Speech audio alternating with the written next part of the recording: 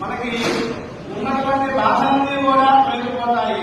గురువుల యొక్క అనుగ్రహంతో ముఖం కరోని వాచారం పన్ను లంఘయతే.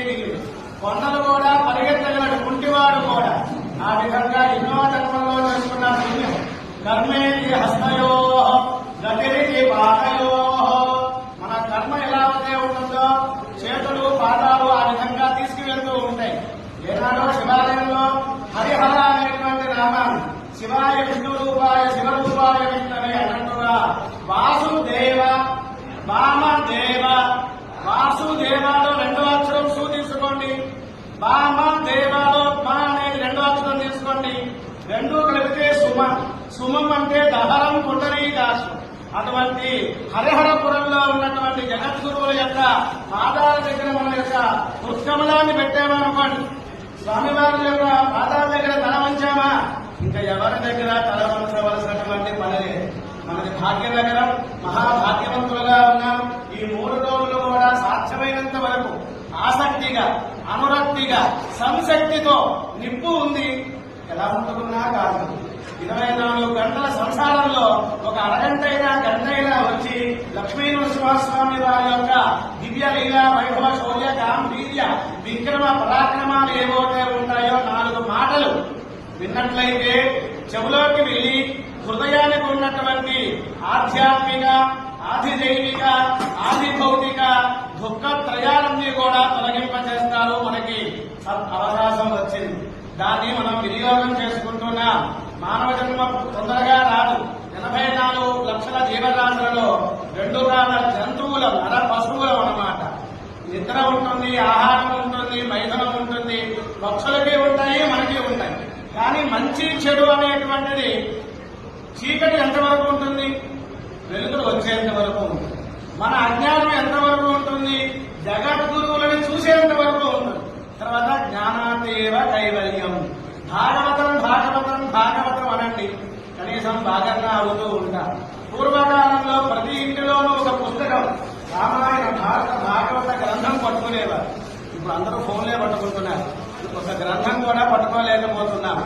పూర్వకాలంలో చూడండి, మన యొక్క దేవాలయ ప్రాంగణాలలో సాయంకాలం పూట చక్కగా వ్యవసాయం చేసేటువంటి వారు ఇంటికి వచ్చి స్నానం చేసి వేడి నీళ్లతో స్నానం చేసి ఆ ఆవకాయ అన్నం తీసుకుని తిని వచ్చి చక్కగా రామాయణ భారత భాగవత కథలు గాని, అదేవిధంగా సంగీత కచేరీలు హరికథలు గాని అరాకొరా కాకుండా శ్రీహరి యొక్క కథలు ఎవరైతే వింటారో వారికి 10 మంది సంతానం ఉన్న 4 రోజుల ఉపనయనాలు 5 రోజుల వివాహాలు చేసేవారు. లక్షల్లో జపం చేసేవారు, లక్షలంగా ఉండేవారు, లక్షాన్ని చేరేవారు. నేను 1,00,000 రూపాయలు సంపాదిస్తున్నా కానీ 1,00,000 జపం నేను చేయట్లా.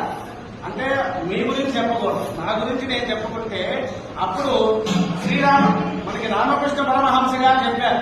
ఒక తల్లి పిల్లవాడు వచ్చి అయ్యా మా పిల్లవాడు చాక్లెట్ పంచదార తింటున్నాడండి, మీరు తినవద్దని చెప్పండి అంటే 1 రోజుల తర్వాత రమ్మన్నారు. 1 రోజుల తర్వాత వెళ్తే నాయన తినమాకు అని చెప్పారు. ఆ మాట 30 రోజుల ముందే చెప్పొచ్చుగా. అంటే నేను తింటున్నాను కాబట్టి నేను 4ంటికి నిద్ర లేవాలి, మిమ్మల్ని 4ంటికి నిద్ర లేవాలి అని చెప్పాలన్నా. జగద్గురువుల యొక్క ఆశీర్వచనంతో మనమందరం కూడా వైదికమైనటువంటి కార్యక్రమాలలో ఉంటాం. ప్రస్తుతం ఎలా ఉంది? భారతదేశం చాలా కొట్టుమిట్టాడుతూ ఉన్నది. ఎందుకని అంటే పూర్వకాలంలో ఒక ఇంటికి అల్లుడు వచ్చాడంటే ఊరిలో ఉన్న వారందరికీ మా ఊరి అల్లుడు అంటూ ఉండేవారు.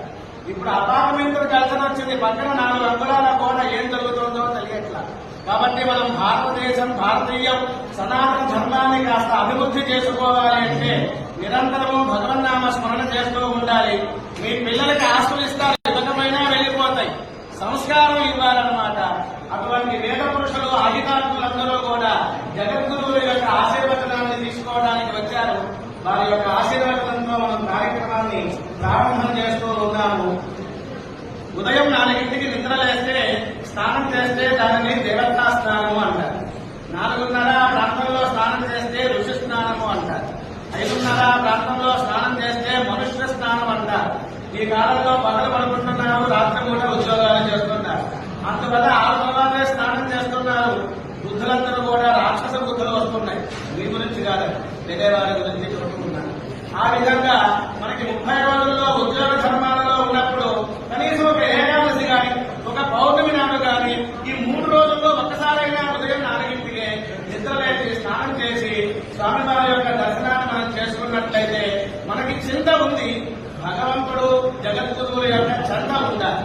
ఆ విధంగా కృతయుగము, త్రేతాయుగము, ద్వాపరయుగము, కలియుగం మొత్తం 4 యుగాలు. జగద్గురువులుగా ఉన్నారు దక్షిణామూర్తి రూపంలో కృతయుగంలో.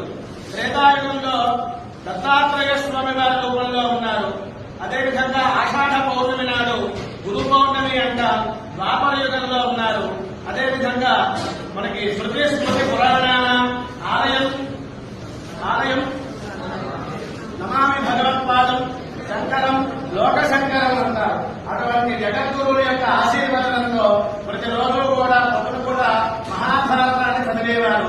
మధ్యాహ్నం పూట సీతాయా చరితం మహత్ దశ శిరోవధ ఇటువంటి రామాయణాన్ని చదివేవారు. సాయంకాలం పూట భాగవతం చదివేవారు. దానిలో మధ్య మణిన్యాయం అన్నారు. ఒక రుద్రాక్షమాల వేసుకుంటే మధ్యలో పులికి పూస ఎలాగైతే ఉంటుందో ఈ యొక్క సప్తమ స్కంధం అటువంటిది. దానిలో ప్రహ్లాదుల గురించి చెబుతున్నారు. మీ ఇంట్లో సంతంగి చెట్టు వేసుకున్నారు, ఆ వాసన మీగా పక్క వాళ్ళగా అందరికీ వస్తుంది. అలాగే భక్తుడన్నవాడు తాను ఒక్కడే తరలింటారు. సంఘాన్ని, సమాజాన్ని, దేశాన్ని తరింప చేయాలి అనుకుంటా. అటువంటి రాగము అంటే ఆనందం. ప్రహ్లాదుడు అంటే ప్రకృష్టమైనటువంటి ఆనందాన్ని అందరికీ ఇచ్చేటువంటిదా. మనం ఇంతటి సంవత్సరం ఈ కథ మనం చెప్పుకున్నాం. వచ్చే సంవత్సరమైనా ఈ కథ చెప్పుకోవాలి. ఎవరిని నిన్న భోజనం చేశామంటే ఇవాళ కూడా చేస్తున్నాక.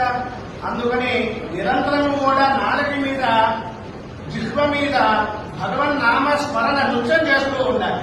ప్రహ్లాదుడు కూడా పానీయం కూడా తుడుచుతుం భాషించుతుం హాసలీలా నిద్రాదులు చేయుచున్నట్టు భగవన్నామ స్మరణ చేస్తూ ఉండేవారు. ఏమంటే ప్రహ్లాదుడు ఎప్పుడో కృతయుగానికి సంబంధించిన వారు. ఇప్పుడు ఈ కాలంలో వాటి వేరు ఎప్పుడు ఎక్కడ మాకు రుజువు చూపించండి అని పిల్లలు అడుగుతున్నారు. మా తాతగారు చెప్పారు, మా నాన్నగారు చెప్పారు, నేను చేస్తున్నాను. ఇప్పుడు ఈ కాలంలో రుజువు చూపించాలి కదా. త్యాగరాజస్వామి గారు ఉన్నారయ్యా, 96 కోట్ల రామనామ సంకీర్తన 40వ సంవత్సరంలోనే పూర్తి చేశారు అనేటువంటిది చెప్పాలి. కాబట్టి భాగవతంలో సప్తమ స్కంధంలో ప్రహ్లాదోపాఖ్యానం మనం చెప్పుకుంటూ ఉన్నాం. పరీక్షిత్ నరేంద్రుడు అడుగుతూ ఉన్నాడు, ఏమండి ఎవరు చెబుతున్నారు? వ్యాసుల వారి యొక్క పుత్రుడు శ్రీశుకుల వారు చెబుతున్నారు. సుఖ అంటే చిలుక. మనం చిలక దగ్గరికి వెళ్లి రామ అంటే రామ అనే అంటుంది, కృష్ణ అంటే కృష్ణ అనే అంటుంది. కాళిదాసు కవిత్వం నా సొంత పైత్యం అన్నట్టుగా ప్రతి వాళ్ళు కూడా ఉన్నది లేనిది అన్ని కలిపి చెప్పేస్తూ ఉన్నారు.